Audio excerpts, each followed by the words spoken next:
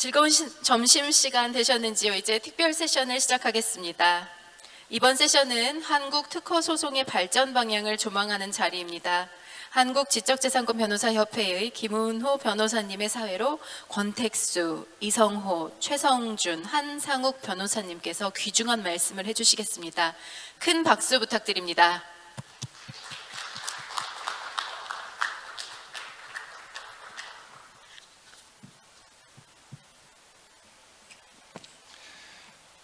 I am very honored to 네, 오늘 이 특별 세션 자장을 맡게 되어서 아주 영광입니다. 이번 세션은 어떻게 우리 한국의 특허 소송 제도를 더 발전시킬 수 있을지를 알아보는 세션입니다. 그래서 판사님들께 좀 불편함을 느끼실 수도 있겠습니다만 어쨌든 이번 세션이 여러분들에게 현재에 대해서 조금 더 많은 인사이트를 드릴 수 있기를 바라고요. 또 판사님께서도 저희가 드리는 조언을 좀 잘 오픈 마인드로 들으실 수 있으면 좋겠습니다. 예, 이번 세션을 시작하기 전에 우선 저 자신부터 소개해 드리겠습니다. 저는 김운호고요. 광장 파트너 변호사입니다. 그리고 또 지식재산권 변호사협회 회장이기도 지재권 변호사협회 회장이기도 합니다. 키플라라는 약자인데요. 한국 지재권 변호사협회 약자입니다. 이 키플라에는 IP 담당 변호사들이 멤버로 있고요. 저희는 IP 권리를 보호하고 혁신을 장려하는 것을 목표로 하고 있습니다. 저희 협회는 또 다른 관할권의 협회와 협업하고 있습니다. EP로, 그러니까 유럽의 특허 변호사 협회, 또 일본에는 네트 일본의 지재권 변호사 협회가 있습니다. 저희는 국제 컨퍼런스를 내년에 개최할 계획을 세우고 있습니다. 일본의 IP넷과 같이 공동 주최할 예정이고요. 이에 대해서 좀 여러분들의 관심을 좀 부탁드립니다. 네, 그러면 저희의 패널분들 또 연자분들이겠죠. 소개해드리도록 하겠습니다. 우선 첫 번째 발표를 주신 분은 권택수 변호사님입니다. 박수로 환영해 주시기 바랍니다. 예, 권택수 변호사님은 태평양 법무법인 변호사님이시고 또 한국 지재권 변호사협회 초대 회장이시기도 합니다. 두 번째 연자분은 이성호 변호사님인데요. 박수로 환영해 주시기 부탁드립니다. 이성호 고문 변호사님은 화우 변호사님이십니다. 소속 변호사님이시고 그리고 또 특허법원 수석 부장판사를 역임하셨고 그리고 또 인권위에도 재직하셨습니다. 다음에 최성준 변호사님이십니다. 네, 최성준 변호사님은 김장립 대표 변호사시고요. 그리고 또 한국 특허법원 창립 멤버이자 또 한국 방송통신위원회 위원장님으로 근무도 하셨습니다. 마지막 연자는 한상욱 변호사님이십니다.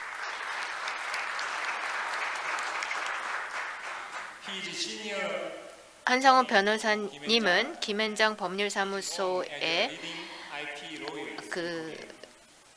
소속 변호사님으로서 지재권 분야를 주로 다루고 계십니다. 그러면 첫 번째 발표는 권택수 변호사님께 부탁드리도록 하겠습니다. 한국의 금지 청구 및 가처분 소송에 대해서 말씀을 주실 건데요. 네, 이제부터는 저희가 한국어로 진행을 할 것입니다. 그래서 외국 참석자분들은 동시 통역을 리시버를 착용해 주시면 감사하겠습니다. 감사합니다. 소개받은 권택수 변호사입니다. 오늘 제가 발표할 주제는 금지 청구 및 가처분 소송의 발전 방향이라는 제목을 가지고 발표를 하도록 하겠습니다. 다만 지금 오후 시간이 졸릴 시간이어서 여러분들이 졸리지 않게 재미있게 설명을 해드려야 될 텐데 그럴 재주가 있을지는 모르겠습니다. 그러면 순서대로 발표를 진행하도록 하겠습니다. 우선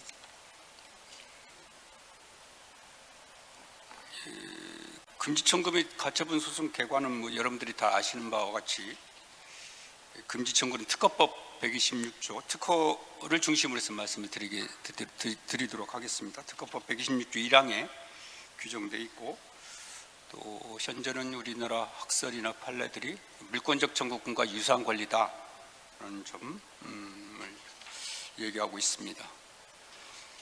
현황에 대해서는 지금 보통 특허 침해에 대해서 구제수단이 금지 청구 및 손해배상 청구가 있는데 금지 청구만 제기하는 경우도 있고 손해배상만 청구하는 경우도 있고 또 양자를 또 같이 병합해서 청구하는 경우가 있는데 양자를 병합한 것까지 포함해서 전체 금지 청구 전체적으로 약 80% 정도가 금지 청구 소송을 하고 있다 이렇게 말씀드릴 수가 있겠습니다. 가처분은 그냥 넘어가도록 하겠습니다. 현황은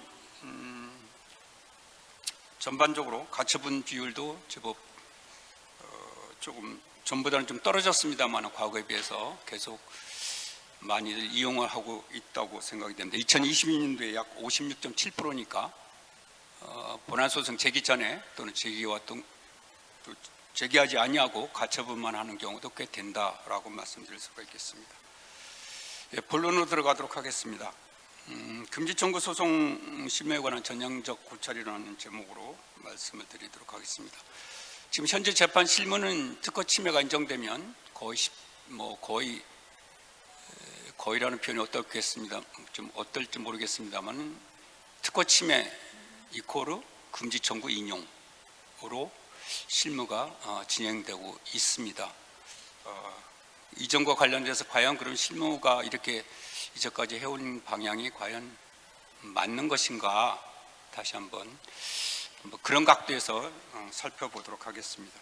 금지 청구권의 긍정적 측면으로서는 금지 청구함으로써 직접적 제재를 통해서 특허권자의 지위를 강화시킬 수 있고 또 손해배상으로는 보존할 수 없는 피해를 또 구제하는 그런 측면도 있고 또 당사자 간의 협상 및 분쟁 해결을 촉진하는 그런 긍정적 측면이 있습니다. 반면에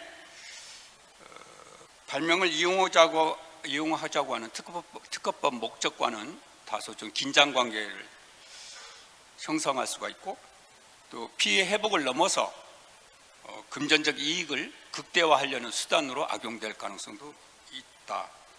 또 침해자에게 예상치 못하는 손해가 발생할 수도 있겠다. 이런 측면이 부정적 측면으로 얘기할 수가 있겠습니다. 그래서 금지 청구권의 기능과 역할에 대해서 고민이 필요하다라는 말씀을 드리겠습니다. 이베이 판결은 여러분들이 아시는 바와 같아서 그냥 넘어가도록 하겠습니다. 다음은 주요국에 대한 금지 청구에 관한 내용이어서 이것도 역시 그냥 넘어가도록 하겠습니다. 우선 금지 청구권의 성질에 관해서 과연 금지 청구권이 어떤 성질을 가지고 있느냐. 종전의 물권적 청구권이 지금으로서는 일반적인 학설의 입장이고 이에 대해서 별다른 이견이 있는 것 같지는 않습니다. 일종의 방어배제, 예방 청구권으로서의 물권적 청구권의 일종 내지 유사한 권리다, 물권이다 물론 뭐 이에 대해서 불법 행위설이나 뭐 특허법 효력설이 있습니다만은 이건 아직은 수수설에 불과한 것 같습니다. 근데 이 금지 청구권도 우리 특허법 규정에 따른 제도이기 때문에 역시 특허법 목적과 관련돼서 과연 금지 청구권의 그 행사 방향이라고 해요, 인정 방향을 검토할 필요가 있다는 의미에서 이 특허 제도는 결코 특허 제도는 산업 발전에 이바지하는데 그 목적이 있으므로 특허권은 이를 궁극적인 목적으로 하는 도구주의적인 권리이지 자기 목적적인 권리는 아니다. 바꿔 말씀드리면 특허 제도의 목적을 위해서 금지 청구권이라는 제도가 있는 것이지 금지 청구권 자체가 자기 목적적인 권리는 아니다. 그래서 구체적인 경우에 있어서 특허권에 어느 정도의 효력을 부여할지는 특허 제도의 본래의 목적에 부합해야 된다. 이러한 측면에서 과연 종래 물권적 청구권, 물권설에 입각한 입장에서 생각하는 금지 청구권의 재판 실무례가 과연 적정한 것인가, 상대화할 필요가 있지 않을까, 제한시킬 필요가 있지 않을까라는 각도에서 설명을 드리도록 하겠습니다. 첫 번째는 금지 청구권에 필요한 고려 대상의 재구성입니다. 한 6가지로 설명을 드리도록 하겠습니다. 첫째는 실시권 실시 여부. 특허권자가 실시도 안 하면서 실시할 의사도 없는 경우에도 과연 금지 청구권을 보호할 필요가 있는지. 그 다음에 금전적 배상 가능성. 특허권자의 손해를 금전적으로 충분히 배상할 수 있음에도 불구하고 굳이 금지 청구권을 인정할 필요가 있을는지. 세 번째, 특허권자의 의도입니다. 특허권자가 과도한 대가를 얻기 위한 협상의 도구로서 금지 청구권을 행사하는 경우는 없는지.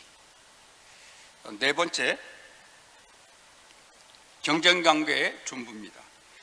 특허권자 침해자가 경쟁관계에 있는 경우와 그렇지 않은 경우로 구별해서 금지 청구의 필요성을 판단할 필요는 없는 것인지. 다섯 번째, 권리의 효력. 특허권의 무효 가능성이나 자녀 존속기간을 고려할 필요는 없는 것인지. 여섯 번째, 공공의 이익입니다. 금지 청구가 인용될 경우 소비자 이익, 시장 수요, 공중의 필요 등 공공의 이익에 미치는 영향은 고려할 필요는 없는 것인지. 이런 것을 고려한다고 할 때 과연 종전에 우리 재판 실무례에서 특허 침해 이코로 금지 청구 인용이라는 그 공식화된 재판 실무례가 그대로 유지해도 좋은 것인지 라는 각도에서 이 금지 청구에 필요한 고려 요소를 재구성 6가지로 나누어 봤습니다. 이걸 기초로 해서 금지 청구권을 제한 내지는 상대화할 수 있는 가상례를 한 10가지를 제가 생각을 해봤습니다. 첫 번째는 전체 물건, 완성품 중 일부에만 권리 침해, 특허권 침해가 있는 경우에 과연 금지 청구권을 인정할 필요가 있을는지. 특히 전체 제품에 대한 당해 문제된 특허의 기여도가 낮은 경우에 문제가 특히 될 거고요. 또 소프트웨어에 관한 특허 침해가 문제돼서 전체 물건 전체의 생산 판매에 차질이 있는 경우에 과연 금지 청구권을 인정해야 되는 것인지. 이때 고려사항은 뭐 여러 가지가 있겠습니다만은 이건 유인물로 대체하고요. 실무례는 아마 이런 경우에 일부만 침해되는 경우에 가분 여부를 떠나서 가분할 수 있는 경우는 그 부분만 금지 폐기하는 경우, 또 불가분인 경우는 전체를 금지 폐기하는 경우, 아마 그렇게 지금 실무례가 운영되고 있는 걸로 알고 있습니다. 두 번째, 권리 침해, 특허권 침해가 선으로 일어난 경우, 특히 특허권 이 계약에 따라서 이 실시자가 인도받은 물건이 공교롭게 침해 제품인 경우에 그 사람은 선인 경우가 대부분일 경우인데 과연 그런 사람에 대한 금지 청구권을 행사 인정을 해도 될 것인지, 또는 선사용권 인정 요건이 특허법에 규정되어 있는데 과연 그와 같은 요건을 구비하지 못한 경우인데도 선인 경우에 과연 금지 청구권을 인정해도 되는 것인지, 이런 거. 물론 금지 청구권은 뭐 고의 과실이 없어도 인정된다는 게 종래 저희들이 뭐 일관된 입장입니다만은, 손해배상 청구 의견은 경과실의 경우에도 중과실하고 나눠서 손해배상액을 달리 할 수 있는 규정이 있음에도 불구하고 금지 청구의 경우는 그런 규정이 없습니다. 그래서 그 균형상 어떨는지 뭐 이런 측면을 생각해 봤습니다. 세 번째가 이제 권리가 무효될 가능성, 특허권이 무효될 경우에 가능성이 있는 경우에 과연 금지 청구권을 인정해도 좋을 것인지. 물론 종전에 권리남용이라는 항변을 가지고 금지 청구를 방어할 수는 있겠습니다만은 과연 이 무효 사유와 관련돼서는 가처분의 경우도 문제되겠습니다만 이것 때문에 심리가 길어지고 또 추정되고 해서 과연 어떨는지 그런 측면을 한번 생각해 봤습니다. 네 번째가 이른바 페이턴트 트롤, MP가 권리 보호를 목적으로 하는 것이 아니고 이윤 추구 수단으로서 금지 청구권을 행사하는 경우에도 과연 인정해야 되는지. 최근에 외국 기업들이 국내 기업을 상대로 해서 특허 침해 소송이 최근 5년간에 321건 정도가 있다고 합니다. 그 중에 대부분은 다 소치하로 끝났고 일부는 뭐 판결이 나서 승패가 갈려졌습니다만은 이런 식의 MP의 소송 제기를 과연 그대로 용인해도 될는지라는 측면. 그 다음에 이제 한 5가지 정도 가상 사례를 들어봤습니다. 기술 표준이 되는 기술, 예컨대 귀국화에 관련된 기술에 대한 금지 청구권을 행사하는 경우에도 과연 어떨는지. 스스로 실시할 의사 및 실시 허락 의사 없이 제3자로 하여금 실시하지 못하도록 금지 청구권을 행사하는 경우도 과연 인정해야 되는지. 또 7번째, 금지 청구권이 기술 개발에 장애가 되는 경우, 미스프린트입니다만은 특허법 96조입니다. 69조가 아니고 연구 시험의 경우에 특허권의 효력이 미치지 않는 걸로 특허법이 규정되어 있는데 과연 그런 경우에 해석과 관련돼서 어떨는지. 또 공익성이 강한 발명 특허, 예컨대 의약품, 의료기기 등 사람의 건강에 관한 기술, 또 공해 방지 등에 관한 환경에 관한 기술, 정보 전달, 또 에너지 전략 등 사회 인프라에 관련된 기술. 우선 이걸 뭐 라인 사업이라고 얘기를 하던데 이런 기술에 의해서 금지 청구권을 행사하는 경우에도 과연 그냥 침해가 인정된다면 금지 청구권을 인정해야 되는지. 마지막으로 다른 법률과 충돌이 생기는 경우, 특히 공정거래법과 관련돼서 충돌이 생기는 경우에 과연 금지 청구권을 인정해야 되는지. 이 점과 관련돼서 지금 한 9개 정도 예를 들었습니다만은 아마 5번째 기술 표준되는 기술과 관련돼서는 뭐 종래 애플 삼성 사건에서도 표준 필수 특허와 관련돼서 우리나라 판결이 판단한 바가 있고요. 또 가처분 사례, 뒤에서 보는 가처분 사례, 또 삼성 애플 사건에서 일본에서는 가처분을 기각을 했는데 하여튼 그런 사정이 있습니다. 또 마지막 본 공정거래법과 관련된 것은 최근에 공정위에서 불공정 거래 행위 심사 지침 개정안을 아마 행정 예고를 했는데 거기에 보면 경쟁사의 시장 진입을 저지하거나 또는 경업을 방해할 목적으로 특허 침해 소송, 금지 소송을 제기하는 경우에 이걸 위법한 걸로 예고를 했습니다. 과연 그런 경우에도 과연 어떨는지 뭐 이런 걸 생각해 봤습니다. 다음으로 두 번째는 특허권자 침해자의 형평성 고려는 여러분 읽어보시면 대략 알 수 있는 내용에서 넘어가도록 하겠습니다. 세 번째, 금지 청구 유형의 다양화. 지금 금지할 수 있다고 지금 법에 규정돼 있거든요. 근데 지금 실물에는 침해되면 금지한다로 지금 실무례가 지금 운영이 되고 있는 그런 상황입니다.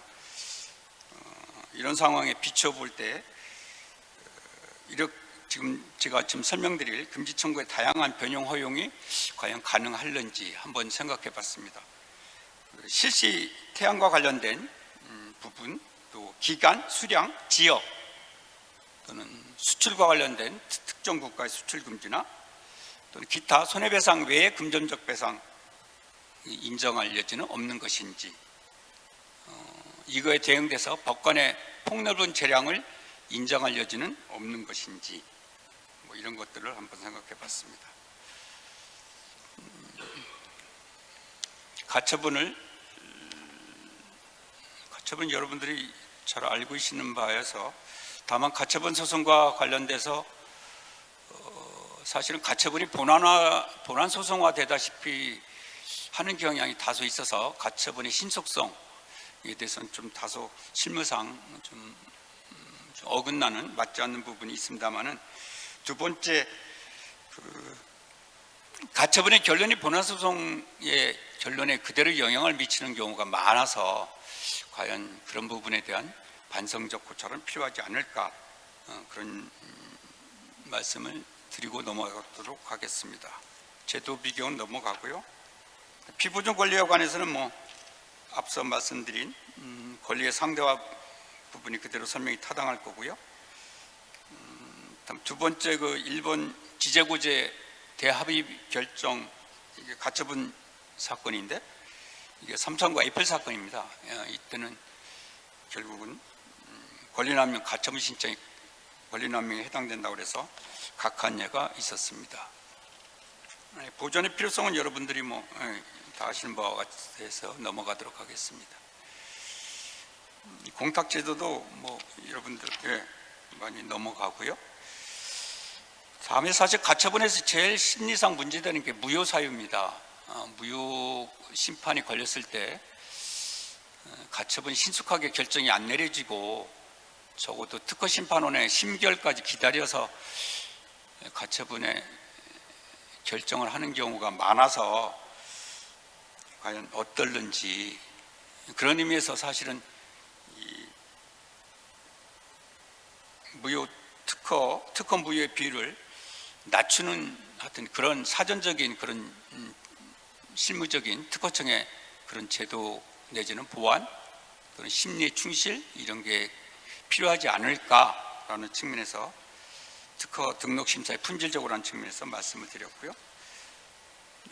가처분 제도의 이 집행정지는 실무상 인정은 안 되고 있습니다. 특허 소송의 심의 가처분에 대한 가처분은.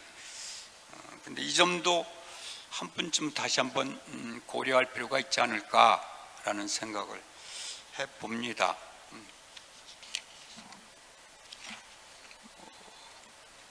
취소도 넘어가고요.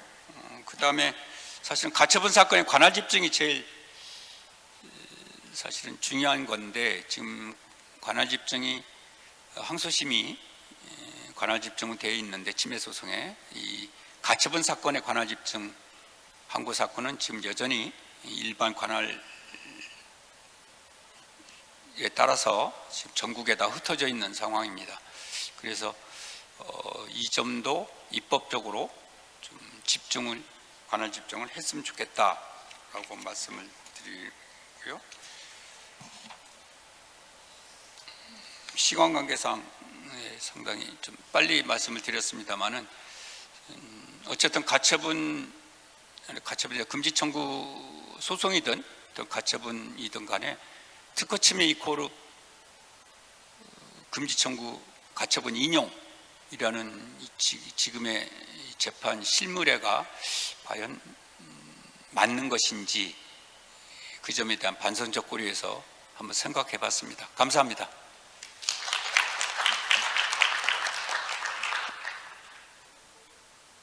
Thank you for your presentation. 발표 감사드립니다. he will give some advice on the damage system. 네, 손해배상과 관련된 부분에 대해서 좀 발표해 주시겠습니다. 안녕하세요. 네, 이성호 변호사입니다. 오늘 특허법원 진성철 법원장님을 비롯해서 지재 분야의 여러 명망가분들을 모시고 이와 같이 발표 토론의 기회를 갖게 된 것을 대단히 기쁘게 생각합니다. 사실 저는 변호사 생활을 얼마 안 했기 때문에 지금도 꿈을 꾸면은 변호사하는 꿈을 꾼 적은 한 번도 없고, 복잡한 기록을 아직 다 파악을 못했는데 합의를 해야 되는, 그래서 쩔쩔매는 그런 판사로서의 꿈을 지금도 꿉니다. 이번에 또 발표 준비하면서 또 생각을 해보니까 26년 전에 1998년 우리 특허법원 개원을 앞두고서 그 당시에 제가 재판연구관이었을 때인데 특허소송 규칙 제정 그 위원회도 만들고 또 사륙 배판으로 조그만 그 특허소송 실무 책자도 만들고 이렇게 준비했던 일들도 생각이 납니다. 어쨌든 특허법원이 1998년도에 개원한 이래로 우리나라 지적권 분야의 실무나 학술적으로 엄청난 그 발전에 기여를 하면서 우리나라가 IP 분야에서 세계적인 경쟁력을 갖게 되는 데에는 특허법원이 전문법원으로서 그 지적권 보호를 적절하게 해줌으로써 외국에서도 더 많은 투자도 이루어졌고 이렇게 된 것 같아가지고 아주 특허법원의 그 역할에 대해서 또 지금까지 그 전통을 잘 이어오고 있는 현재 특허법원 구성원 여러분들에게 감사와 또 존경의 뜻을 먼저 표합니다. 제가 오늘 발표하는 이 주제는 손해배상 청구 소송의 발전 방향입니다. 사실 그렇게 학술적으로 어려운 부분도 없고 어떻게 보면 다 아는 내용인데 다시 한번 좀 상기시키는, 어떻게 보면 제가 변호사로서라기보다는 선배 법관으로서 얘기하는 것일 수도 있겠습니다.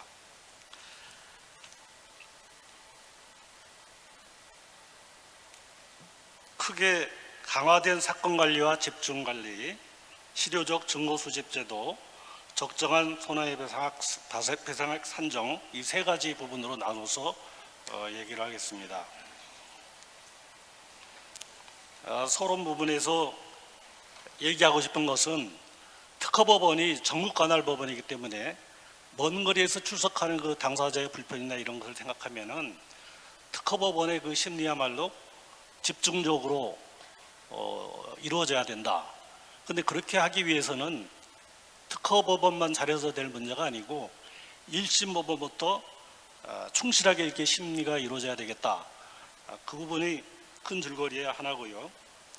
그 다음에 변호사로서 이렇게 질문을 해보면은 문서 제출 명령이라든가 이런 것이 실효적으로 이루어지지 않기 때문에 증거 수집에 여러 가지 문제가 있고, 또 그러다 보니까 손해배상액 산정에 있어서도 이게 실질적으로 어떤 전무배상을 하는 것이 아니고 재량 손해에 의해서 이렇게 인정되는 그런 경우가 많기 때문에 결국은 실효적인 증거 수집 방안을 확보함으로써 결국은 적정한 손해배상액 산정도 이루어야 되겠다. 이런 방향으로 말씀을 드리겠습니다.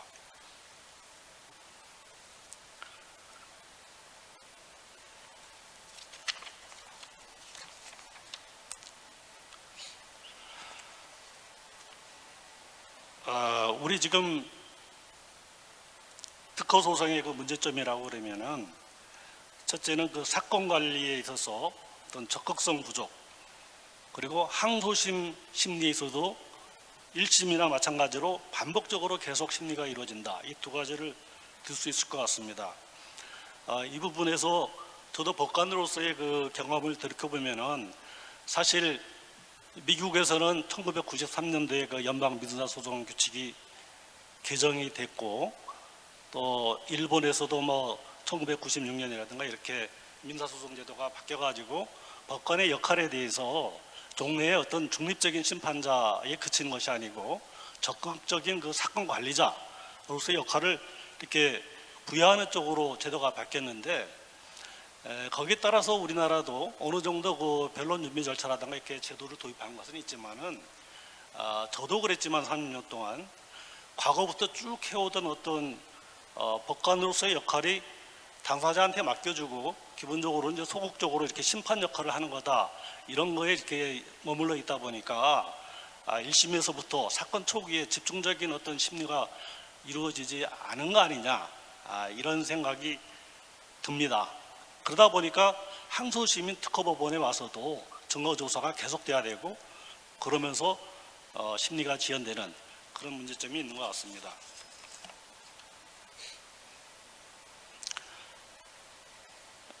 그래서 결국은 이제 어떻게 우리 손해배상 청구 소송을 개선할 것이냐. 먼저 제도 개선을 이룬 미국이나 일본의 법제를 비교해서 우리가 그 장점을 지금이라도 따라가는 게 좋지 않겠느냐. 그런 생각에서 미국 법제에 대한 소개와 일본 법제에 대한 소개를 적어놨습니다. 미국 법제 중에서 지금 사건 관리와 관련되는 부분은 변론전 회합, 디스커버리 이 부분이 아닌가 싶습니다.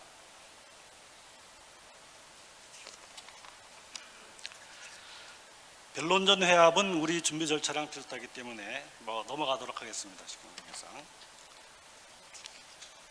변론전 회합에서의 협의 사항이라든가 이런 것은 우리와 크게 다른 점은 없는 것 같습니다.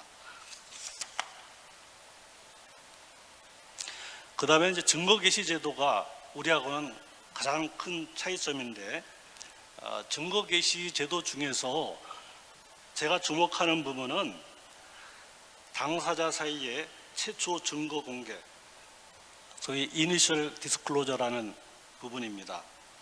이 부분은 사실은 미국 연방 민사소송 규칙에도 원래는 없다가 1993년도 개정에 의해서 들어간 부분인데요.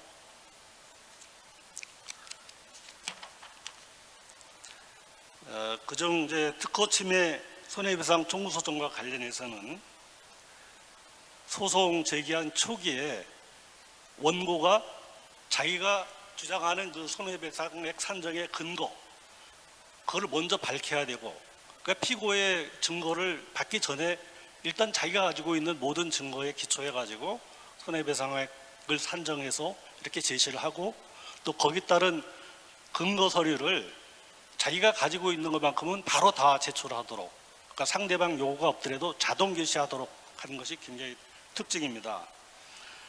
그래서 FJC에서 맞는 그 특허소송 관련한 여러 가지 그 안내서라든가 이런 걸 보더라도 이 부분을 많이 강조하고 있는데, 사건 초기에 재판부가 이 사건이 어느 정도 규모의 사건인가, 이걸 어떻게 다뤄야 될 것인가, 어느 정도의 말하자면 금액적으로 어느 정도가 되는지를 알아야지 거기에 기초해서 심리 계획도 더 세울 수가 있고, 또 이게 화해 가능성이 있는 건지 이런 것도 좀 일찍 평가할 수 있기 때문에, 하여튼 초기에 가지고 있는 자료는 원고가 일단 다 내봐라, 이게 핵심인 것 같습니다. 근데 그럼 우리나라는 이런 제도가 없느냐? 사실 여기에 딱 해당하는 건 아니지만은 제가 생각할 때는 우리나라도 소장 심사권에 대한 규정이 민사소송법 254조에 있습니다. 거기 보면은 재판장이 원고에게 청구에 대응하는 증거 방법을 구체적으로 적어내도록 명할 수도 있고, 또 소장에 인용한 서증의 등본, 사본 이런 걸 제출하도록 할 수도 있습니다. 그러니까 거기에 준해 가지고 원고가 특허침해 손해배상 소송 소장을 내면 일단 네가 가지고 있는 거는 다 내봐라. 나름대로 피고의 자료를 받아봐야지 우리가 뭘 구체적으로 주장할 수 있겠습니다. 이렇게 미룰 것이 아니고 일단 가지고 있는 거는 다 내봐라, 이렇게 요구한다는 것이죠. 이게 재판장의 소장 심사권뿐만 아니라 또 140조의 그 법원의 성명 처분에도 또 가지고 있는 증거 서류를 내도록 명할 수가 있으니까, 이런 제도를 재판부에서 활용해 가지고 초기에 어쨌든 손해배상액에 대한 자료를 제출을 받으면은 거기에 기해서 어느 정도 이게 복잡한 사건인지 좀 계획 심리에 의해서 어느 정도 해나가야 될지도 세울 수도 있고, 또 일흥의 어떤 그 손해액을 기준으로 해서 조정 화해도 더 잘 할 수가 있다. 그런 측면에서 저는 이 부분을 좀 우리 특허 침해 그 손해배상 소송에서 1심 재판부가 이제 항소심은 좀 아닙니다만은 1심 재판부가 이 부분을 좀 잘했으면 하는 그런 생각이 있습니다.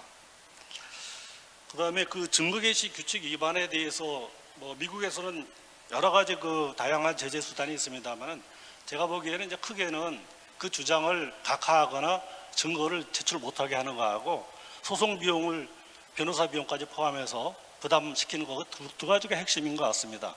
그래서 이런 부분은 우리가 나름대로 가지고 있는 어떤 그 제출 명령이나 이런 걸 위반했을 때 우리가 그걸 참고해 가지고 활용할 수 있지 않나 이런 생각을 합니다.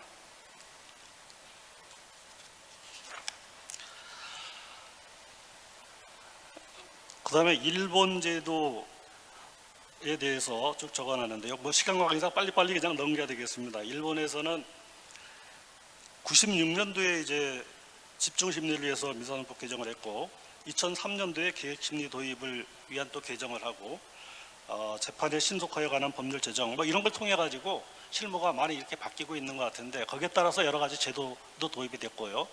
근데 우리나라는 그런 걸 보고서 일부 뭐 하여튼 준비 절차에 관한 규정이나 뭐나 들어온 건 있지만은 그 실무적으로 그게 제대로 뭔가 그 인식이 안 됐기 때문에 실질적인 변화는 크게 없이 종래 방식의 어떤 심리가 이루어지는 게 아닌가 이런 생각이 저는 좀 많이 듭니다.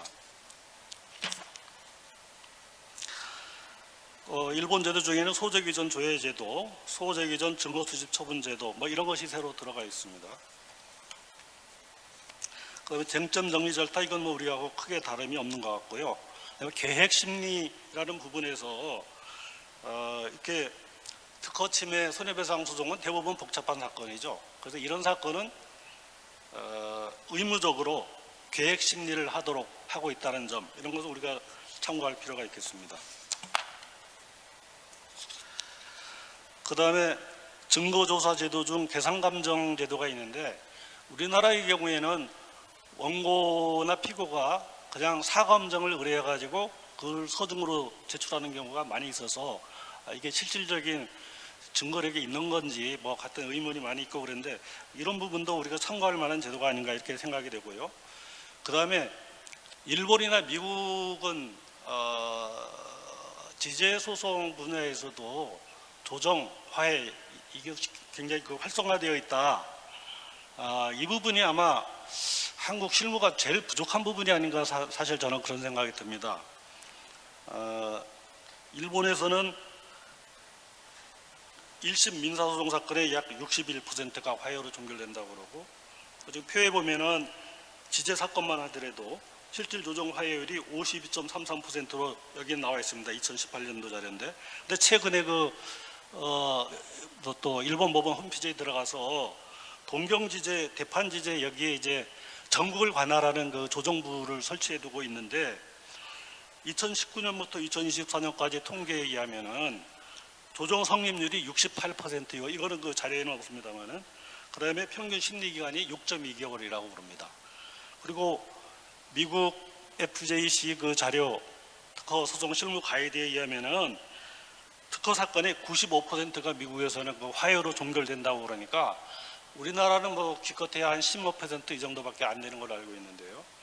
이 부분이 상당히 좀 부족한 부분이 아닌가. 그래서 우리 판사님들이 전부 판결로 쓰다 보니까 판결 쓰는데 너무 시간이 많이 소요돼 가지고 정작 그 심리를 제대로 하거나 또 사건 관리를 하는 데는 많은 시간을 또 이렇게 투여할 수 없는 그런 악순환이 되고 있지 않나 이런 생각이 듭니다. 뭐 앞에서 네.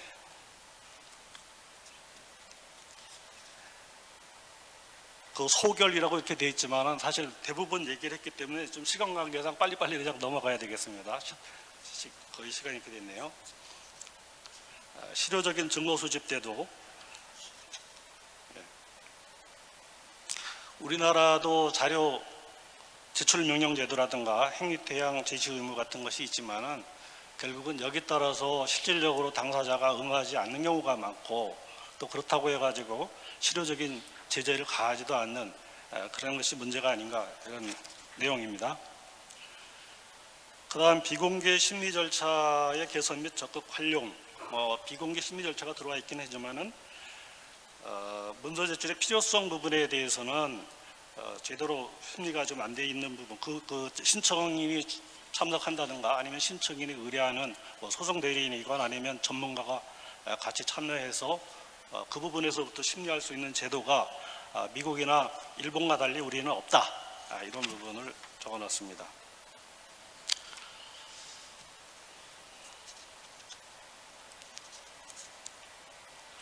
쭉 넘어가야 되겠습니다. 이런 부분은.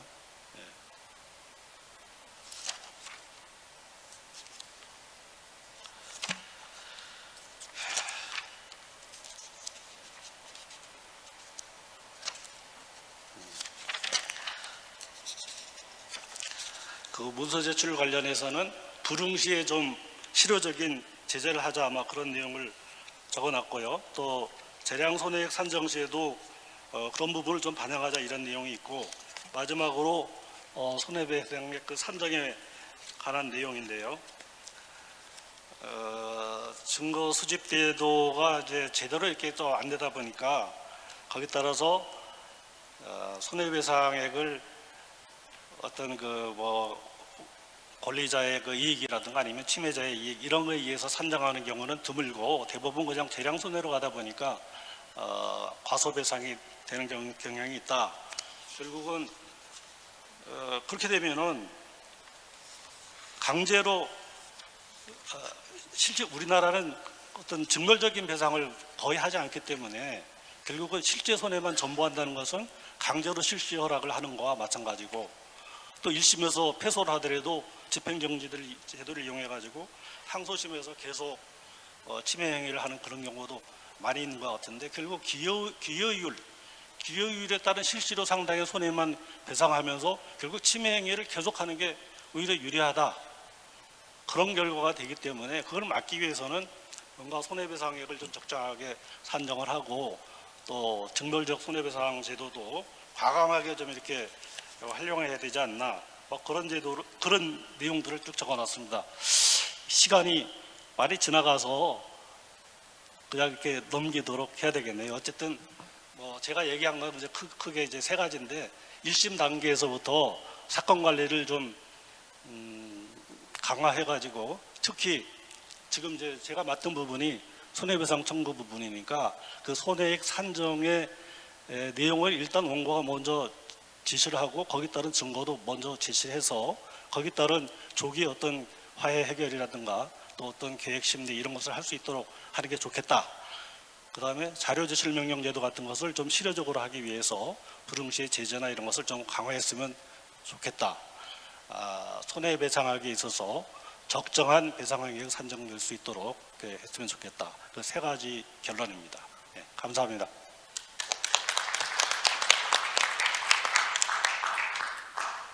Thank you for your presentation. The presentation 네, include 발표 감사드립니다. 발표 내로서는 여러 가지 수치도 알려주셔서 정말 감사드립니다. speaker is 최성준 다음 발표자는 최성준 변호사님이십니다. 최성준 변호사님께서 심결 취소 소송의 발전 방향에 대해서 말씀을 해주실 것이고 그리고 한국의 권리범위 확인 심판에 대해서도 말씀해 주시겠습니다. 예, 여러분 안녕하십니까? 반갑습니다. 제가 이거를 준비를 하면서 사실 이제 1998년에 특허법원 처음 생겼을 때 제대로 여러 가지 상황이 많이 부족한 상황에서 일을 해나가던 그때가 떠오릅니다만은 제가 특허법원에 다시 근무하기는 했습니다만은 그 이후에 사실 특허법원은 굉장히 눈부신 발전을 해서 지금은 아까 이성호 변호사님도 말씀하셨듯이 세계 어디에 내놔도 손색이 없는 그런 훌륭한 법원으로서의 역할을 잘 하고 있기 때문에 사실 여기서 또 심결 취소소송의 발전 방향을 또 언급한다는 것이 굉장히 좀 조심스러웠습니다. 다만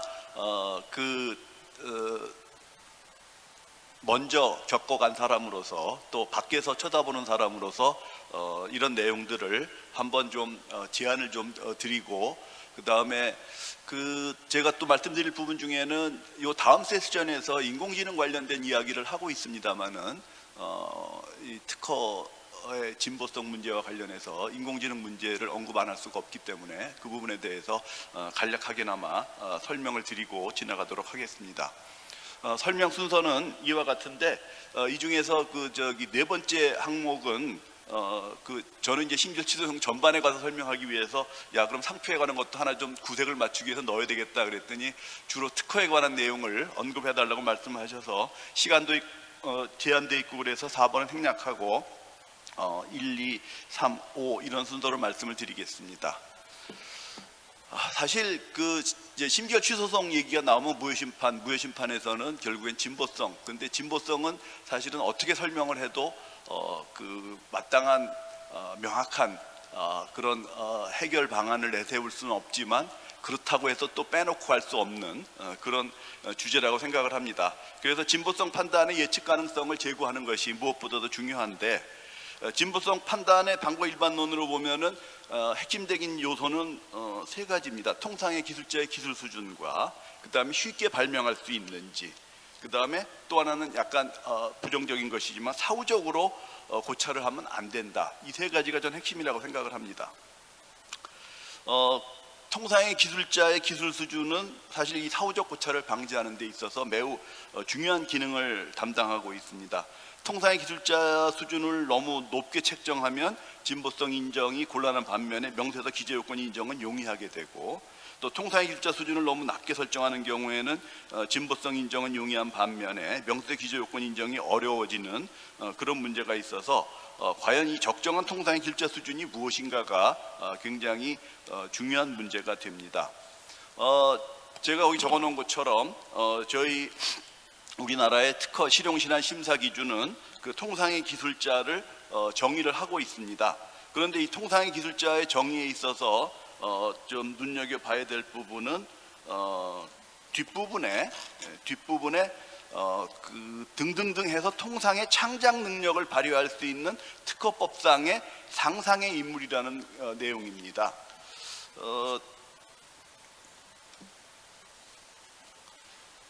대법원 판결은 이에 대해서 명확한 설명을 안 해주고 있습니다. 근데 이제 특허법원 판결에서는 이 심사 기준을 그대로 따가지고 이제 그 앞에다가 일부 문구를 추가를 했는데, 이제 출원시를 기준으로 국내외를 막론하고라는 말을 집어넣습니다. 뭐 당연한 의미라고 생각이 됩니다. 그러다 보니까는 그러면은 추상적으로 말하기도 힘든데 과연 구체적인 상황으로 들어가 가지고 통상의 기술자의 수준을 설명을 하는 게 확정하는 게 과연 명확하지 않은 것을 어떻게 해야 되느냐 하는 그런 문제에 다다르게 됩니다. 통상의 기술자의 기술 수준은 대법원 판결들이 증거 등 기록에 의해서 자료에 기초해서 파악하라고 말씀은 하고 있습니다만은 그러면은 과연 통상의 기술자의 기술 수준이 기록에 의해서 어떻게 인정이 될 수 있을 것인지 소송법상의 넘어갔네요. 죄송합니다.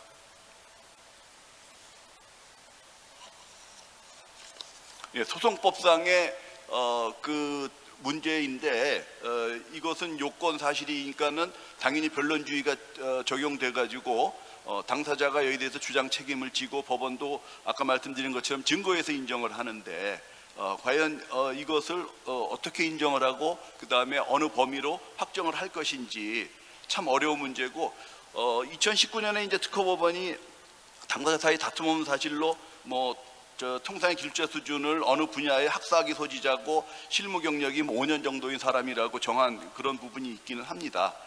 그런데 제가 보기에는 아직은 그렇게 만족스러운 수준이 아니고 판결에서도 통상의 기술자 수준을 인정함에 있어서 상당한 어려움이 있을 것이라고 있다고 보여집니다. 그리고 이 통상의 기술자 수준을 정함에 있어서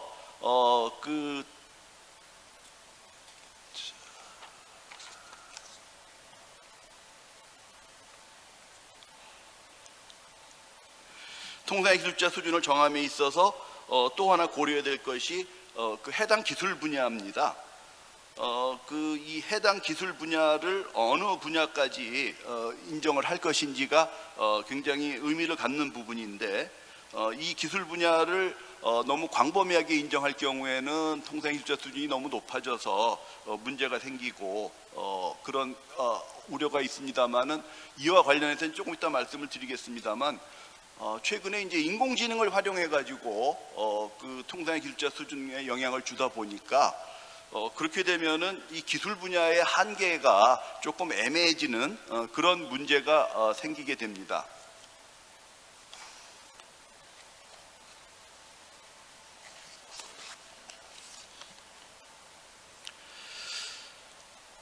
통상의 기술자의 기술 수준과 그 인공지능과의 관계를 좀 말씀을 드리겠습니다. 그 통상의 기술자의 기술 수준은 기본적으로 현재 연구 개발하고 있는 그 연구자들의 상황을 봐야 되는데, 지금 연구 개발하고 있는 모든 연구자들은 당연히 인공지능 기술의 도움을 받고 있습니다. 통상의 기술자의 기술 수준을 정하는 데는 두 가지 요소가 있는데, 단순한 지식의 능력과 그 다음에 또 하나는 창의성 등의 능력을 봐야 되는데, 단순한 지식의 능력보다는 지금 이 창의성 등의 능력에 인공지능의 도움을 상당히 많이 받고 있습니다. 그러니까는 지금 뭐 인공지능이 직접 창작을 하는 문제도 논의가 되고 있습니다만, 그 단계까지 이르지 않더라도 단순히 그 인공지능이 인간의 발명을 조력하는 과정에서 효율성을 높여주는 그런 도구적 활용에 한정되지가 않고, 실제 발명의 내용 자체, 즉 그 창작 자체에 영향을 미치는 조력을 제공하기 시작했다고 보아야 할 것입니다. 그러면은 이와 같이 창작하는 데 인공지능이 역할을 하게 되면은 당연히 그 더 높은 수준의 발명을 만들어낼 수 있게 됩니다.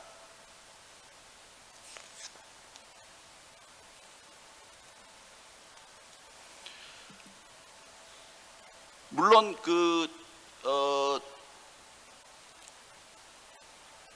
통상의 기술자의 수준을 판단함에 있어서 인공지능이 어느 정도의 역할을 하느냐는 해당 기술 분야마다 다를 수가 있습니다. 어느 분야는 인공지능을 매우 활발히 활용하는 분야가 있고, 또 어떤 분야는 인공지능과 관계없는 분야도 있습니다. 이러다 보니까 그러면 통상의 기술자 수준에 일률적으로 인공지능이 역할을 해야 된다라고 또 단정할 수도 없는 그런 그 어려움이 있기도 합니다.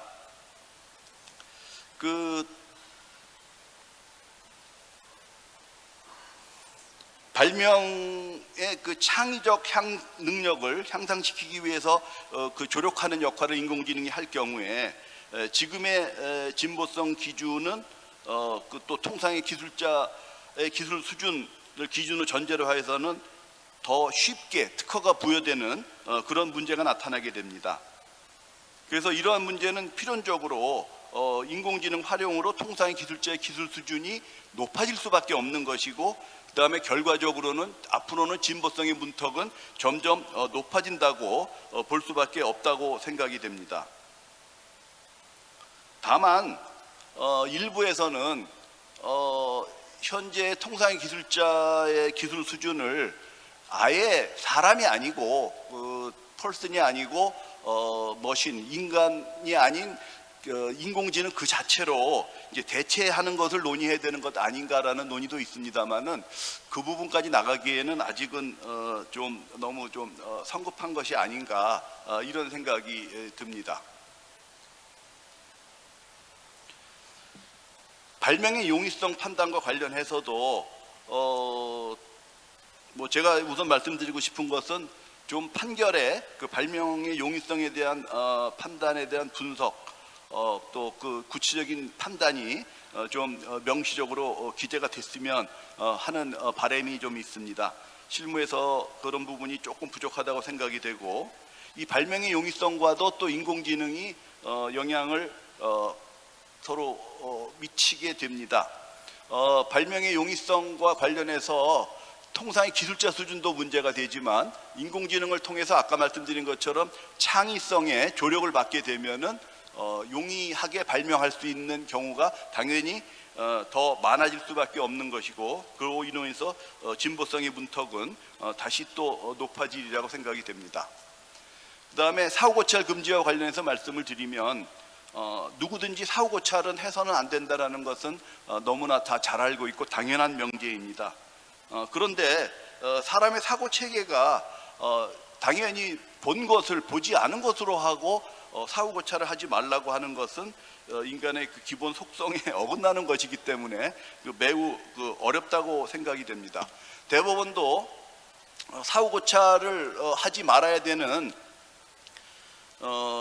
원칙은 선언을 하고 있습니다만, 그럼 어떻게 하면 사후고찰을 안 할 수 있는 것인지에 대해서는 구체적인 설명을 안 하고 있습니다.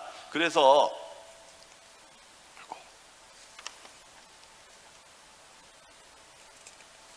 사후고찰을 제 나름대로 그 사후고찰을 좀 하지 않을 그런 뭐 예시를 한번 좀 생각을 해봤습니다.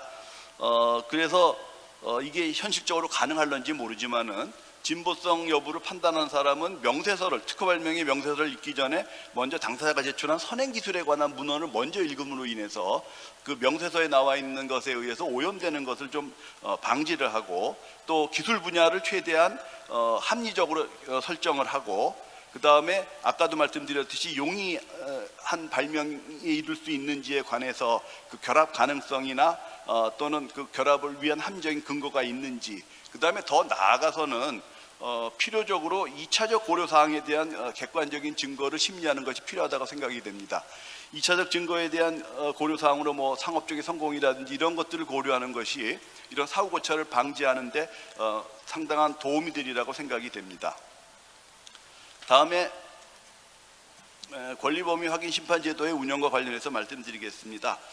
여기 계신 이제 외국에서 오신 분들은 권리범위 확인 심판 제도에 대한 그 이해가 잘 안 되실 수도 있을 텐데, 우리나라는 과거부터 이 권리범위 확인 심판 제도를 운영을 해오고 있고, 지금 점점 뭐 특허 침해 소송의 항소심도 이제 관할 집중이 된 상황에서 과연 권리범위 확인 심판 제도가 유용한 것인지에 대해서 논의가 필요한, 더욱더 필요한 시점이 됐습니다. 대법원은 아직도 상당한 기능을 하고 있다고 해서 그 권리범위 확인 심판의 그 유효성을 인정을 하고 있습니다만은, 권리범위 확인 심판은 제가 여기 사망에서 설명한 것처럼 여러 가지 문제점들을 많이 가지고 있습니다.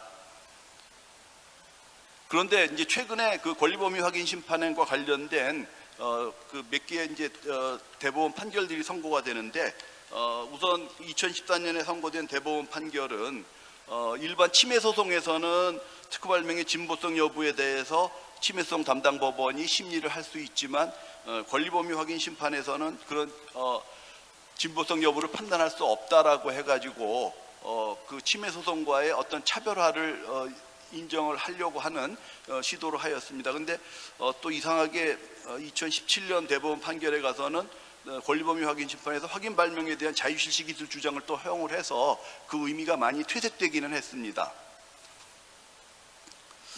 그리고 또 여기 대법원이 2021년에 선고한 전원합의체 판결은 특허 침해 소송에 있어서는 후출원 특허권이나 실용신앙권의 실시가 선출원 특허권이나 실용신앙과 저촉되는 경우에는 침해가 성립된다고 그렇게 했음에도 불구하고, 권리범위 확인 심판에서는, 적극적 권리 확인 심판에서는 여전히 등록된 권리의 효력을 부인하는 결과가 돼서 그 권리 대 권리 간의 적극적 권리범위 확인 심판은 인정을 하지 않고 있습니다. 이와 같은 서로 그 모순되는 부분들이 많이 나오고 있고, 이제는 가능한 권리범위 확인 심판의 역할을 좀 축소시키고 나아가서는 권리범위 확인 심판의 존폐도 이제 논의를 할 충분한 시기에 이르렀다고 생각이 됩니다. 그다음에 세 번째 걸 말씀을 드리겠습니다. 우리 지금 저 정정 심판이 좀 너무 과도하게 그 남용이 돼서 그 대법원까지 갔다가 다시 돌아오기도 하는 등 여러 가지 문제를 일으키고 있었습니다. 그래서 최근에 이제 전원합의체 판결이 나와가지고 심결 취소의 사실심 변론 연결 이후에 정정의 무효 심결이 있으면 그 경우에는 재심 사유를 봤던 종전의 판결을 뒤엎고 이제 재심 사유로 인정을 하지 않고 있기 때문에 어느 정도 문제가 정리되기는 했습니다. 그렇지만 아직도 그 정정과 관련해서는 여러 가지 문제가 있고 지금 대법원이 대법원이 판시한 그 취지를 좀 이어받아 가지고 제도적으로는 정정을 할 수 있는 시기를 좀 제한하는 것이 필요하지 않을까 하는 그런 생각도 해봤습니다. 그 다음에 마지막으로 조금 그 편한 말씀 하나 드리겠습니다. 지금 저희 민사소송 규칙에 의하면은 저희가 제출하는 준비 서면의 분량을 30페이지로 제한하고, 물론 당사자 사이에 이제 재판부와 합의가 있을 경우에는 그렇지 않습니다만은 이제 제한을 하도록 그렇게 이제 해놨습니다. 그런데 실무에서는 이런 것들이 많이 안 지켜지고 있고, 그 다음에 저 역시 변호사를 하면서 이것저것 내용을 담다 보면은 30페이지를 넘어가는 경우가 자주 있습니다. 그래서 그 부분은 저희도 좀 소송 대리 입장에서 신경을 써야 되겠지만, 한 가지 선배로서 특허법원에 당부드리고 싶은 말은 소송 대리인이 그와 같이 많은 양을 다시 쓰는 이유가 과연 무엇일까라는 좀 생각해 봐 주셨으면 좋겠습니다. 사실은 재판부가 그 이전에 제출된 서면을 완벽하게 파악하고 있다 그러면 대리인 입장에서도 동일한 내용을 다시 반복을 해서 또 쓰는 노력은 하지 않을 것입니다. 그런데 그런 부분이 조금 부족한 부분이 있기 때문이라고 생각을 하시고, 그런 부분에 대해서 재판 진행에 있어서 조금 유념을 해 주시기를 당부를 드리면서 제 발표를 마치도록 하겠습니다. 감사합니다.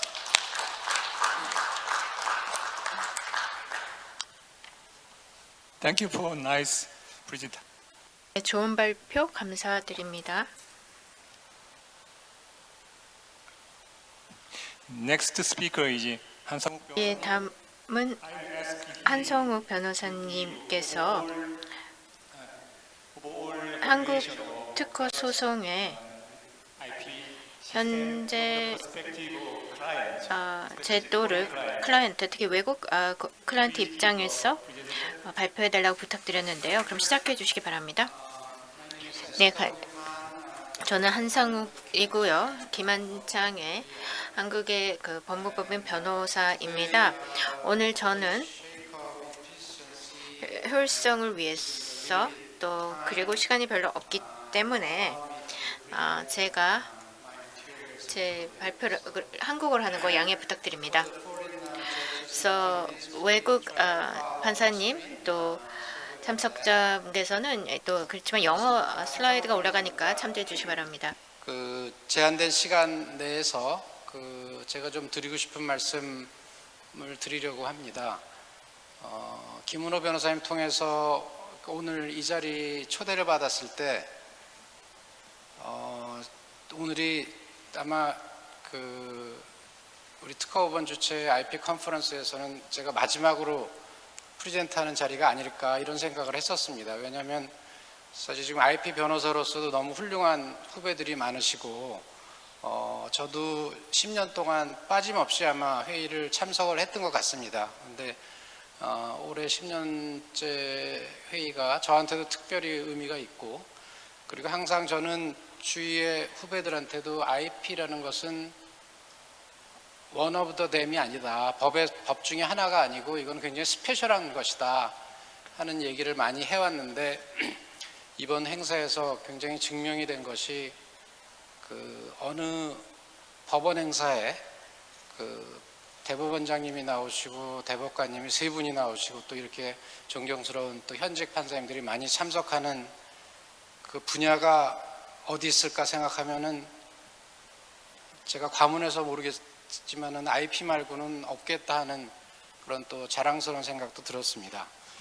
오늘 저는 그 슬라이드가 많지만 제 얘기를 다 잊어먹으셔도 되니까 세 가지만 좀 기억해 주시면 좋을 것 같습니다. 첫째는 국제재판부, 두 번째는 그 사후적 고찰을 방지하기 위한 코리안 히어링, 그다음에 세 번째는 그 RCEP IP 코트, 그 세 가지만 제가 좀 집중적으로 말씀을 드리려고 합니다. For the foreign attendees, I think today my topic would be three ones. The first, Korean judicial panels, and then secondly, to prevent the hindsight, I'll talk about the Korean hearing. 한국의 재판 관련된 내용이 있었고요. 두 번째 한국의 심리와 관련돼서 말씀을 드리겠고, 또 RCEP, IP 법원에 대해서 말씀을 드리는데요.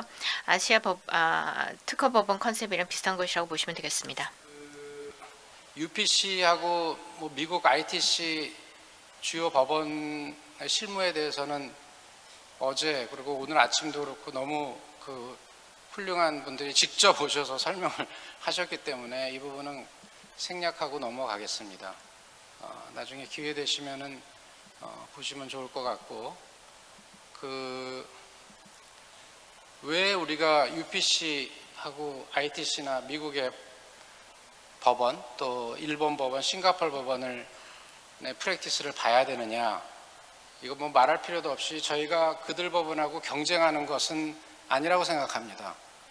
근데 그들 법원에서 왜 사건이 많이 글로 가는지, 그 이유 중에서 우리가 참고할 것이 있는지 이를 가리기 위해서, 이제 또 하나는 ITC 사건 중에서 한국 기업들끼리 그 한국 법원에도 물론 사건이 있었습니다만은 ITC로 간 사건들이 있었기 때문에 그런 사건들이 한국 기업 입장에서는 또 우리나라 법원만 제소해 갖고는 혹시 해결이 안 되는가 하는 점에서 참고할 점이 있다고 그렇게 생각을 했습니다.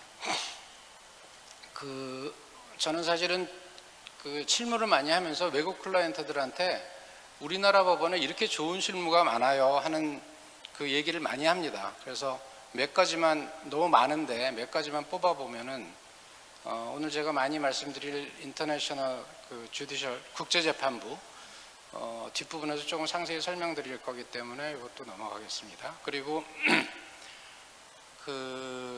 우리 60부, 그러니까 가처분만, IP 가처분만 하는 전문부가 있다 하는 것도 2016년도에 설립됐지만은 굉장히 외국 클라이언트들이 볼 때는 임프레시브한 시스템이라고 제가 자랑을 많이 하고 있습니다. 그 다음에 우리 IP 하이코트에서 첫 기일에서 PT를 하는 프랙티스, 그래서 첫 기일에 결심이 될 수도 있다 하는 것도 굉장히 좋은 실무로 받아들여지는 경우도 있는 것 같습니다. 물론 경우에 따라서는 몇 기일 더 필요한 경우도 있지만은, 그 다음에 부정경쟁방지법상의 일반 조항, 이거는 특히 스기우라 재판장님하고 아마노 판사님도 계시면 일본 실무가들이 굉장히 부러워합니다. 어떻게 그걸 일반 조항에다 넣어갖고 부경법상 이제 61, 2, 3부로 가고 부경법상 뭐 손해배상 특칙, 자료제출 명령 이런 것들에다 혜택을 받을 수 있느냐. 일본에서는 아직도 일반 불법행위에 그치기 때문에 금지 청구권 인정이 안 되는 그런 실무로 알고 있습니다. 이 부분도 굉장히 제가 자랑을 많이 하고 있고, 그 다음에 또 징벌적 손해배상 규정도 말씀을 많이 드리고 있습니다. 아침에 들어보니까 또 하나 제가 빼먹었는데 시간 제한을 두고 우리가 째깍째깍해서 저는 굉장히 가슴이 철렁철렁 하는데 그것도 굉장히 좋은 실무인 것 같습니다. 그 다음에 이제 KTC, 우리 ITC 치프 저지도 오셨지만은 한국에 KTC라는 게 있는데 무역위원회입니다. 무역위원회는 우리나라가 세계 유일한 IP 시스템을 갖고 있는 면이 몇 가지가 있는데, 그 중에 하나가 무역위원회에 해당하는 KTC가 있고, 세관에서 저작권 금지를 할 수 있는 시스템이 있고, 법원은 물론 있고, 미국은 지금 ITC만 있고 세관에선 조치가 없습니다. 그리고 다른 나라들은 다 KTC, ITC에 해당하는 기관이 없기 때문에 이 세 가지 시스템을 갖고 있는 저는 유일한 나라라고 그렇게 이해를 하고 있습니다. 근데 KTC 실무도 점점 개선이 되고 있기 때문에 맨 왼쪽을 보시면은 예를 들면 중국에서 아니면 뭐 일본에서 물건을 만들어서 우리나라에 들여오는 행위, 그러니까 국내에서는 어떤 실시 행위가 없다 하더라도 KTC가 조사를 할 수 있는, 엄격하게 보면 약간 속지주의의 예외까지도 지금 커버할 수 있게 돼 있고, 그 다음에 네 번째 그 박스를 보시면 기본적으로 조사 신청 개시가 된 날로부터 6개월 내에 판정을 하도록 돼 있습니다. 연장을 하더라도 10개월 내에. 이거는 굉장히 KTC가 철저하게 지키고 있는 걸로 이해하고 있습니다. 그래서 무효 심판이 걸렸더라도 KTC는 안 기다리는 게 지금 실무입니다. 그래서 저희도 참고할 것이 있겠다 싶고 많이 얘기를 하고 있고, 그다음에 특사경도 굉장히 외국에서 관심이 많은 제도고, 제가 지금 이렇게 지금 소개를 쭉 드리는 것은 이런 제도들이 지금 굉장히 우리나라가 자랑할 만한 제도이기 때문에 자랑할 만한 제도는 더 개선할 것이 없는지 좀 볼 필요가 있겠다 하는 점에서 말씀을 드렸습니다. 그러면은 뭐 혹시라도 있다 그러면은 한국 그 법원의 실무를 개선할 점이 뭐가 있을까 하는 것인데, 국제재판부 얘기를 잠깐 드리겠습니다.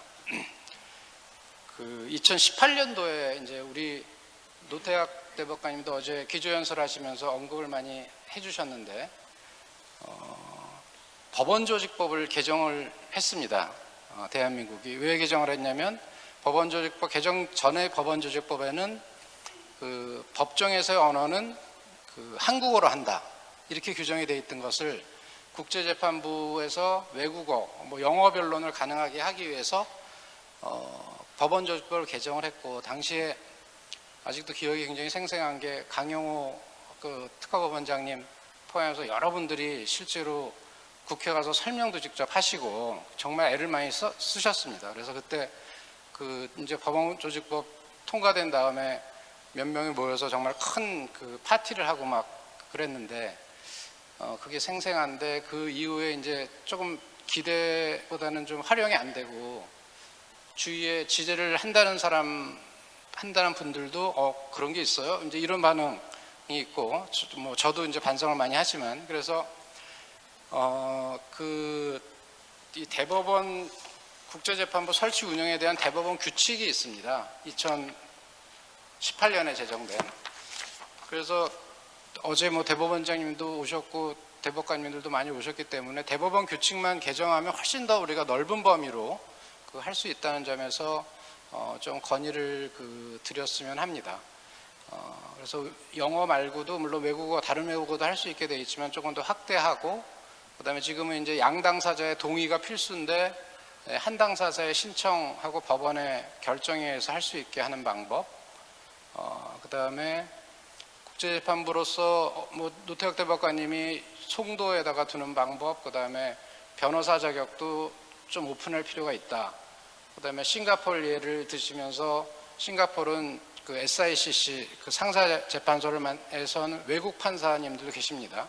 그걸 위해서 싱가포르 헌법을 개정을 했다고도 또 노태학 대법관님이 다시 소개를 해주셨는데, 조금 저희도 사고를 조금 틀을 바꿔야 되는 거 아닌가. 재판이라는 게 꼭 그런 거가, 그러니까 당사자 간의 분쟁을 잘 해결해 주고 그런 역할을 잘 할 수 있게 해서 이제 뭐를 더 할 수 있을까. 그러면 신청하는 사람한테도 조금 더 혜택을 줄 수 있다면, 아까 뭐 무역위원회도 6개월 했지만은 지금 뭐 룰 같은 걸로 조금 더 뭐 디스커버리의 혜택이라든지 아니면 판결을 빨리 한다든지 여러 가지 혜택이 고려될 수 있겠다 하는 건의를 드립니다. 두 번째, 이제 케이스 매니지먼트 컨퍼런스는 오늘 오전에도 많이 나왔는데, 조금 우리나라에서도 채택하는데 저는 큰 어려움이 없지 않을까. 지금도 사실은 어느 정도 예측을 하게 해주시는 재판부도 많으시고 해서, 그래서 일본 동경지제도 제가 최근에 다른 건 때문에 경험을 해보니까 이거는 뭐 언제까지 못 내고 뭐 무효 심판은 제기하실 거면 언제까지 하시고 선거는 뭐 언제 합니다. 그래갖고 그 첫 준비 절차 기일에 이렇게 좀 정하는 그런 경우를 봤습니다. 그래서 우리도 좀 참고를 하면 좋겠다 해서 적어놨고, 그다음에 이제 코리안 히어링입니다. 최성준 원장님 조금 아까 말씀을 해주셨는데 굉장히 제가 이 얘기하면 이제 또 저 사람 또 저에게 또 하네, 기회만 주면 하네, 이제 이런 반응을 지금 보이시는 분들이 벌써 몇 분 계시는데, 그 조지 맨달 교수님이라고 저도 직접 뵙고 여러 가지 얘기를 했었는데, 그룹을 셋으로 나눠서 포사이트, 하인사이트, 그다음에 디바이어스 그룹 이렇게 나누는데, 포사이트 그룹은 기술적 과제만 주고 발명을 어떻게 해결했는지를 안 가르쳐 줍니다. 그 예가 지금 뭐 예를 들면 뭐 야구공, 그다음에 낚싯대 뭐 이런 예인데, 그다음에 하인사이트 그룹은 이거 이렇게 해결해서 발명이 이거예요, 그러고 알려준 그룹. 그다음에 디바이어싱 그룹은 알려줘 놓고 너 사후조건처럼 안 돼, 사후조건처럼 안 되는 거야, 이렇게 지금 지시를 준 이제 세 가지 그룹인데, 결과가 참 재밌습니다. 그 오비어스니스 부분만 보시면 그 재밌는 것은 하인사이트, 그러니까 답을 알고 있는 그룹하고 사후조건처럼 안 돼 하고 엄격하게 해준 데하고 큰 차이가 없습니다. 근데 대신 안 가르쳐 준 데는 이제 10% 정도 되고 굉장히 낮다는 걸 알 수 있는데, 그래서 그 최승주 원장님하고도 저도 비슷한 생각인데, 법원에서 준비 서면을 할 때도 그렇고 히어링도 특허 발명을 얘기를 못한다, 나는. 그리고 통상기술자 시각에서 출원 당시 뭐 2001년이면 2001년으로 돌아가서 그때 당시 있던 문헌 가지고 설명을 해봐라, 어떻게든지. 왜 특허 발명에 달하기가 쉬운지. 그런 히어링을 좀 갖자. 이제 이 얘기를 제가 사실 그동안 뭐 여러 군데서 많이 해왔고, 실제로 조금 채택을 해주셨던 재판부도 있었습니다. 근데 요즘 이제 조금 이런 경우가 좀 많지 않은 것 같아서, 그래서 저는 이제 이런 거를 우리 미국에서 뭐 마크만 히어링 그러면 전 세계적으로 유명한 히어링이니까 이걸 뭐 코리안 히어링이라고 부르자, 그렇게 이제 제안을 했고, 우리 IP 하이코트에서도 그렇고 앞으로 이제 아시아 지재법원이 생기면 잘 채택이 됐으면 좋겠다는 바람을 다시 말씀드리고, 우리나라의 그 IT 기술 수준을 보면은 이런 것을 법정에서 연출하는데 전혀 문제가 없는 걸로 압니다. 그리고 외국에서 뭐 국제재판부 생기면은 외국에서 영상으로 하더라도 이렇게 하고, 제가 증언하면은 옆에 지금 영어로 쭉 자막이 나오는 것도 굉장히 어렵지 않은 지금 서비스로 알고 있어서, 뭐 송도 대통령 대법관님 송도 말씀해 주셨지만 송도도 굉장히 좋고, 좀 특별한 우리가 법정을 만들어서 우리의 IT 기술 또 법원의 수준을 전 세계적으로 알렸으면 좋겠다 하는 생각을 합니다. 그래서 결국은 이제 지재 롤이 바뀌어가고 있다, 그런 생각을 많이 하고, 그 다음에 미국의 ITC, 그 다음에 우리 KTC 이처럼 이제 행정적인 요소도 저희가 IP 하이코트에서 좀 어우르면 좋겠다. 그 다음에 뭐 무역위원회 불복 절차도 특허법원에서 하면 좋겠다. 이제 이런 바람도 말씀드리면서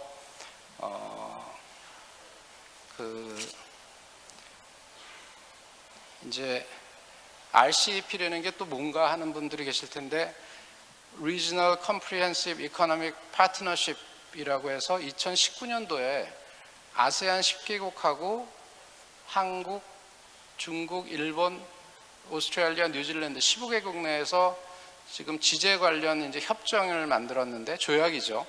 그게 TRIPS보다도 굉장히 높은 수준의 의무를 당사자 간에 이제 부과한 그런 내용입니다. 그래서 제가 어제 잠깐 플로어에서 질문 드리면서도 유럽은 UPC가 생겼지만 50년 동안 논의를 해왔다, 이제 그렇게 말씀해 주셔서 동의를 하면서, 근데 아시아는 그러면 지금 논의가 하나도 없는 상태에서 우리가 맨 땅에서 아시아 법원을 만들자 하는 것은 전혀 아니고요. 어떻게 보면 굉장히 논의가 지금 무르익었고, 우리가 아니더라도 다른 나라에서 아시아 뭐 IP 코트를 만들자 그래도 전혀 이상하지 않은 이미 RCEP 어그리먼트가 돼 있기 때문에 이제 이런 상태라는 점을 말씀드리고, 저는 우리나라 실무가 굉장히 전 세계적으로 대한민국에서는 이런 거를 한답니다 하는 실무가 돼서 아시아 아니면 뭐 RCEP, IP 코트의 설립에도 우리나라 실무가 많이 적용이 되고 우리가 좀 리드해 나가기를 바라고 있습니다. 이상으로 마치겠습니다. 감사합니다.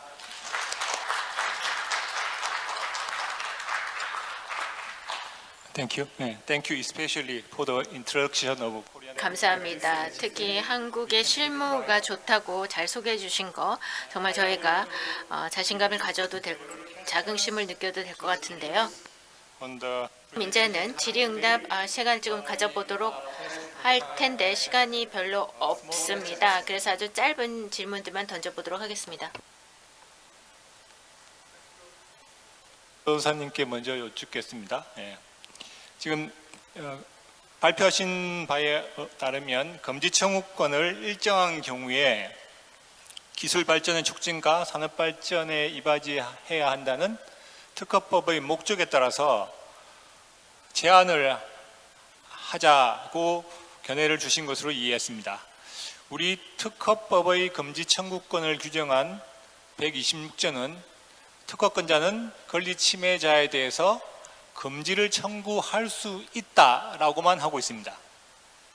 그러면 이와 같은 규정을 가지고 그 특허법의 현재 규정의 해석을 통해서 금지 청구권을 일정한 경우에 제한을 할 수 있다는 견해를 가지고 계신 것인지, 아니면 그 현재 법으로는 불충분하고 개정 입법을 통해서 특허법에 명확하게 법관이 금지 청구권에 대해서 재량권을 가지는 규정을 신설한 다음에 이와 같은 금지 청구권을 상대해야 한다고 하는 견해를 가지고 계신지 고견을 듣고 싶습니다.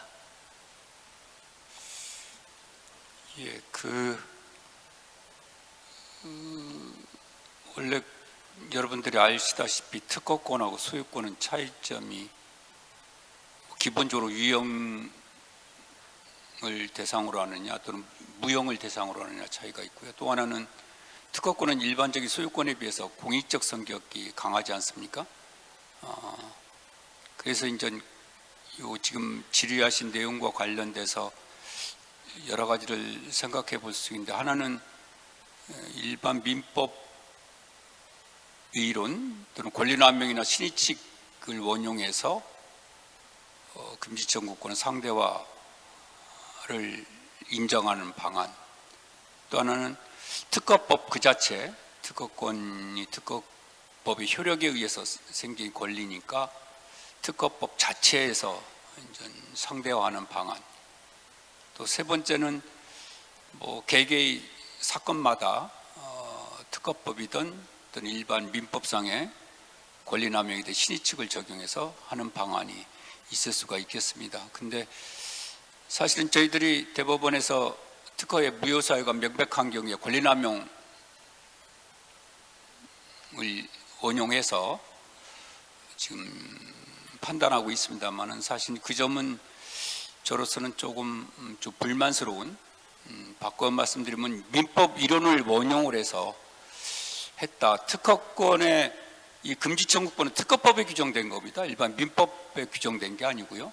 그러니까 구제수단으로서의 손해배상 청구는 민법에 규정된 손해배상 청구권입니다만은, 특허법에서 말하는 금지 청구권은 일반 뭐 민법이 얘기하는 뭐 물권이나 이런 거하고는 좀 다르지 않을까.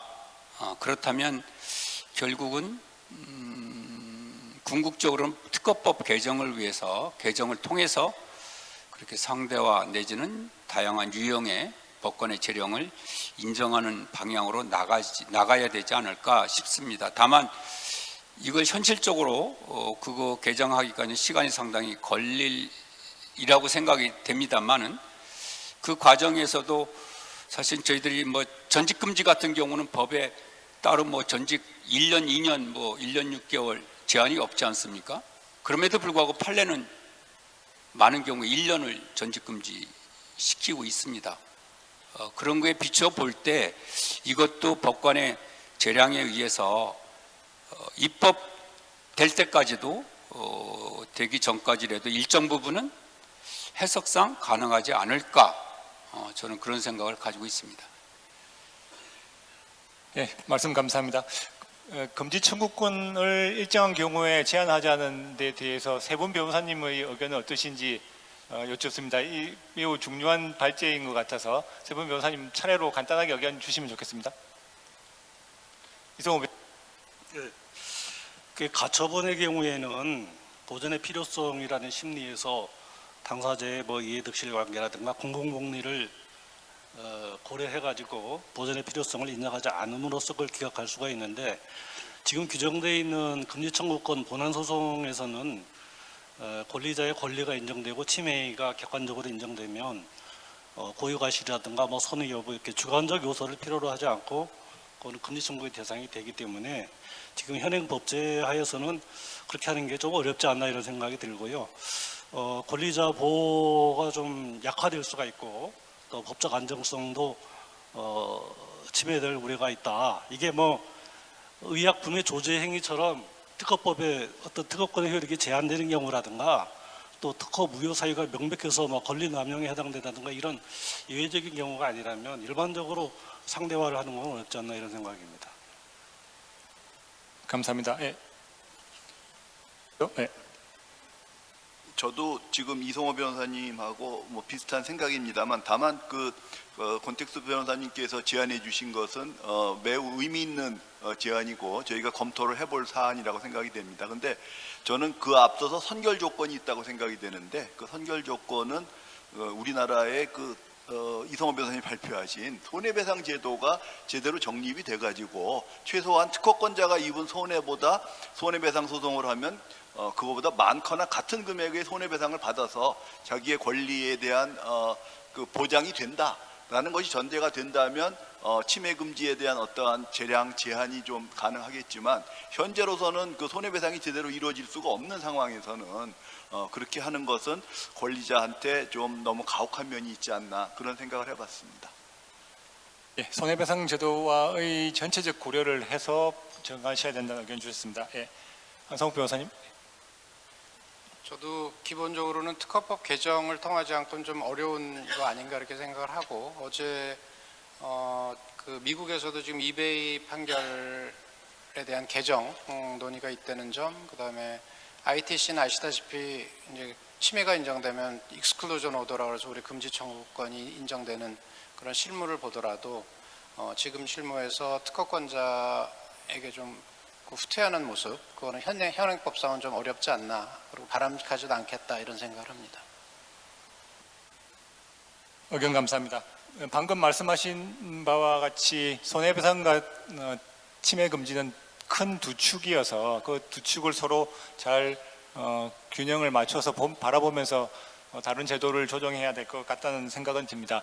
그러면 손해배상 제도에 대해서 말씀이 나왔으니까 우리나라의 손해배상이 충분하지 않다는 데 대해서 많은 분들이 그런 견해를 표시하는 것 같은데요. 만일 우리나라의 손해배상이 충분하지 않다면 과연 그 이유는 어디에서부터 비롯되는 것인지, 가장 큰 이유는 무엇인지에 대해서 의견을 주시면 좋겠습니다. 우리 발제하신 이성호 변호사님부터 의견 부탁드립니다. 뭐 발표문에서도 얘기를 했지만은 결국은 이제 손해배상이 제대로 되려면은 권리자의 이익이나 아니면 침해자의 이익 아니면 합리적인 실시로 이게 증거에 의해서 특정이 돼야 되는데, 결국 디스커버리 제도도 없고 지금 있는 그 자료 제출 명령 같은 것도 제대로 실행이 안 되니까 그와 같은 계산을 할 수가 없게 되고, 그러다 보니 재판부에서 재량으로 인정하면서 많은 금액을 뭐 턱도 없이 이렇게 인정하기도 어렵고 그런 것이 아닌가 저는 그렇게 생각합니다. 예, 증거 신청에 있어서 좀 더 적극적으로 재판부가 채택을 하고 나아가서 손해배상을 조금 더 늘리는 방향, 그런 방향이 바람직하다는 의견 주신 것으로 이해했습니다. 예, 그리고 그러면 진보성 이슈가 사실은 무효 판단에서는 가장 큰 이슈인데요. 진보성 이슈에 있어서 사실은 무엇이 진보한 발명인지, 무엇이 진보하지 않은 발명인지에 대해서 그 기준이 무엇인지가 가장 큰 문제가 되는 것 같습니다. 그래서 지금 최성준 변호사님이 발제 의견을 주시면서 그 판단 기준이 명확해야 된다고 의견을 주셨고, 그 기준의 하나로서 고려해봐야 할 부분들을 여러 가지를 주셨는데요. 그 중에서 우리나라 법원에서 가장 평가하지 않는 부분이 2차적 고려 사항이라는 거, 2차적 고려 사항, 즉 세컨드 컨시더레이션이라는 부분을 진보성 판단에서 가장 고려하지 않는 거 아닌가 싶습니다. 우리나라 법원은 2차적 고려 사항은 보충적 고려 사항에 지나지 않는다라고 하고 있는데, 이 부분을 주의적 고려 사항으로 바꾸는 부분에 대해서 의견이 어떠신지 우리 발제자이신 최성준 변호사님부터 의견 주시면 좋겠습니다. 예, 그 제가 아까 이제 말씀드렸던 부분은 이제 사후적 고찰하고도 관련이 있고, 그다음에 그 2차적 고려 사항이 뭐 말 그대로 2차적이기 때문에 그게 이제 주의적이 될 수는 없는 것이지만, 지금 우리나라 실무에서는 2차적 고려 사항은 굉장히 좀 낮게 평가가 되고 있는 경향이 좀 많은 것 같아서 그것을 고려를 해야 되고, 이제 그 실무를 보면은 저도 옛날에 그랬습니다만은 침해 여부 또는 뭐 저 진보성 여부를 따질 때 구성을 먼저 대비를 하고, 구성에 있어서 차이가 별로 없으면 그 효과 부분은 그렇게 큰 설명을 안 하고 그냥 이제 넘어가게 되는데, 그러다 보니까는 이제 구성에 있어서 차이가 진보성에 의해서 극복이 될 수 있는 것인지 없는 것인지가 효과하고는 별로 연결이 잘 안 되는 부분이 있었습니다. 그래서 그런 2차적 고려 사항이 단순히 상업적 성공이라든지 그런 2차적 고려 사항뿐만 아니고 기존의 그 효과하고도 좀 밀접한 관련이 있는 것 같아서 그런 부분을 연결시켜 가지고 좀 더 심도 있는 검토가 있었으면 하는 생각입니다. 예, 그 2차적 고려 사항, 특히 대표적인 고려 사항인 판매량 뭐 이런 것들이 객관적 기준이면 틀림없는 것 같은데, 그것이 효과하고 연결해서 법원이 판단할 수 있다라는 의견을 주셨습니다. 예, 우리 권택수 변호사님 뭐 2차적 고려 사항에 대한 판단 기준 어떠십니까? 예. 그 진보성 판단은 뭐 저희들 특허 무효 판단할 때 참 제일 어려운 부분이고, 할 때마다 참 자신 없는 부분입니다. 제가 현직에 있을 때도 역시 마찬가지였고, 나와서도 역시 대리인으로서 또 주장할 때도, 또 진보성이 있다 없다 주장할 때도 또 보는 각도에 따라서 또 여러 가지 또 판단을 할 수가 있습니다만은, 저는 2차적 고려 사항이 뭐 미국에서 얘기하듯 한 5-6가지 미국에서 통상 하지요. 뭐 상업적 성공을 비롯해서 뭐 오랫동안 해결되지 않은 과제, 또는 타인의 실패, 또는 라이센싱, 또 전문가의 회의적 시각, 뭐 경쟁자의 모방, 뭐 이런 것들을 주로 들고 있습니다만은, 저는 개인적으로 2차적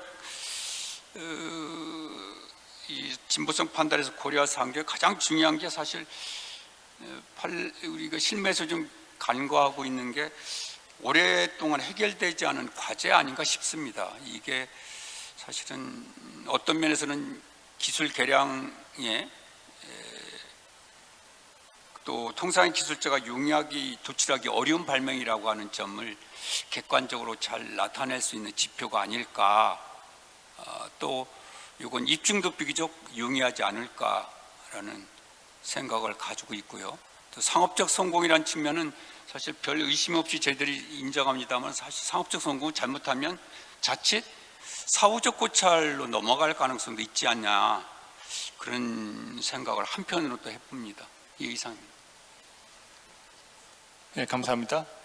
자, 권리범위 확인 심판과 침해 소송이 중복되는 절차다라는 의견을 최성준 변호사님 발표에서 주셨습니다. 이 부분과 관련해서 사실 권리범위 확인 심판이라는 것이 예전에 배우기를 우리나라와 오스트리아에만 존재하는 유일한 제도, 이런 제도로 이해를 하고 있는데요. 이게 과연 권리범위 확인 심판이라는 제도가 앞으로 계속 존치돼야 되는지에 대해서는 계속적으로 의문이 제기되고 있는 것 같습니다. 그 부분에 대해서 우리 한사욱 변호사님 의견 주시면. 예, 지금 이제 대법원에서 입장이 나오고, 그다음에 실무에서는 여전히 그래도 유용하지 않느냐 하는 의견도 있고, 저도 어찌 보면 소극적 권리범위 확인 심판 제기하고 그냥 합의가 되는 경우를 또 봤기 때문에 그런 면도 있겠다 싶긴 하지만은 이제 법원 변호사 시각에서는 확인의 이익이라는 측면에서 봤을 때는 여러 가지 어쨌든 뭐 새로운 이슈는 아니지만 이제 문제가 있는 그런 제도라고 생각을 하고 있습니다. 그럼에도 불구하고 심판이라는 것은 어찌 보면 사법이라기보다는 좀 행정적인 요소가 있기 때문에 또 심판까지는 뭐 그래도 그냥 유지해도 되는가 하는 생각도 좀 있고 그 부분은 제가 또 좀 공부를 더 해보겠습니다. 네. 이성호 변호사님, 권리범위 확인 심판의 기능을 인정할 수 있을지 또는 그 제도의 존치에 대해서 의견 계시면 말씀 주십시오.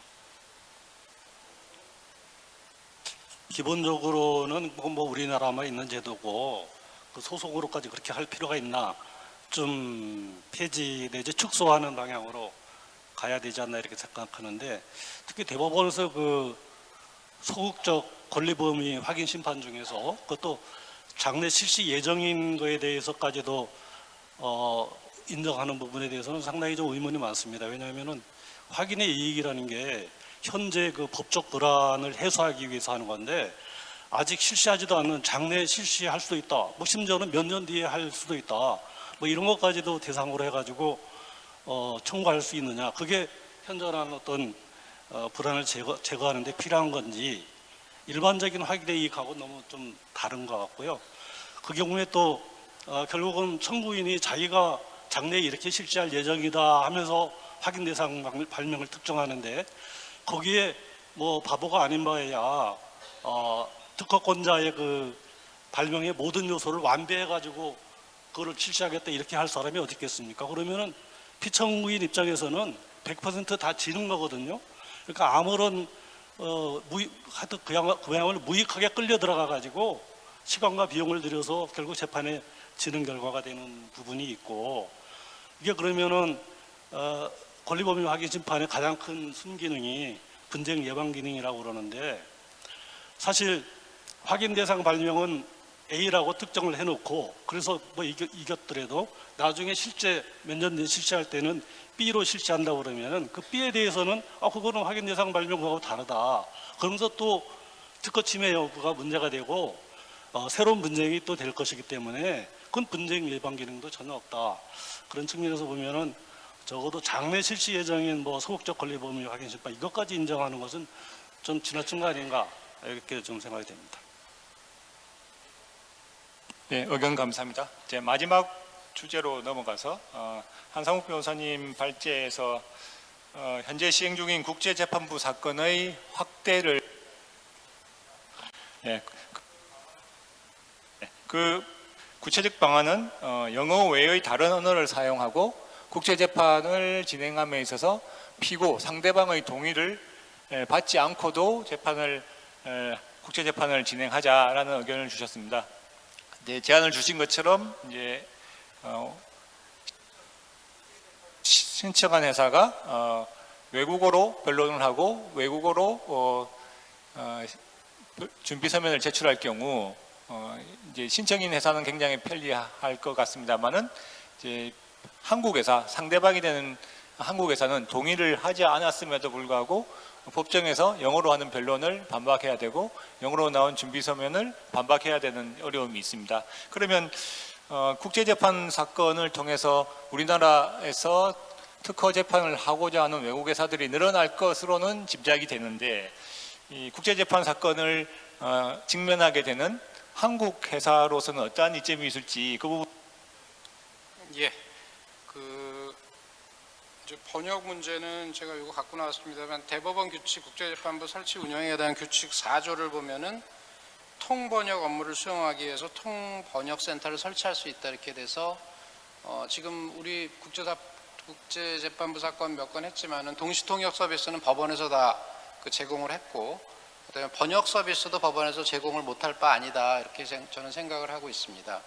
그리고 저도 물론 지금 피고 대리도 뭐 많이 하고, 항상 뭐 외국에서 원고 대리만 하는 것은 전혀 아닙니다. 그래서 피고 대리도 많이 하고 피고 입장도 충분히 고려돼야 되는데, 근데 소송에서 피고라는 것, 원고 피고를 다 만족시키는 절차적인 정의라는 것은 없지 않나 빠르게 하려고 그러면은 원고는 회피하더라도 또 뭐 원고가 꼭 또 회피한가 뭐 빨리 질 수도 있는 거니까. 그래서 저는 그 외국 법정, 특히 미국 법정 갔을 때 제일 임프레시브했던 말 중에 하나가 그 판사님들이 my court라는 표현을 쓰는 겁니다. my court에서는 그 내가 왕이다 하는 컨셉. 그래서 이거는 대한민국 법정이고 대한민국 법정에서 정하는 룰대로 하는 것이다 하면은 되는 거 아닌가. 그러면 사실 뭐 피고도 좋고 원고도 좋고 절차적으로 뭐든 그런 결과도 좋고 이런 거는 있을 수 없기 때문에 어느 정도의 불만은 또 우리가 안고 가야 되는 거 아닌가. 그거보다 더 큰 가치가 있다면 그렇게 생각합니다. 예, 감사합니다. 사실은 물어보고 싶어 질문에 지려드리고 싶은 사항이 훨씬 많습니다만은 타임키퍼로서 제 역할이 있기 때문에 여기서 아쉬운 세션을 마치도록 하겠습니다. 충실하게 준비해 주신 우리 네 분 강사분들에게 격려의 말씀, 격려의 박수 부탁드립니다.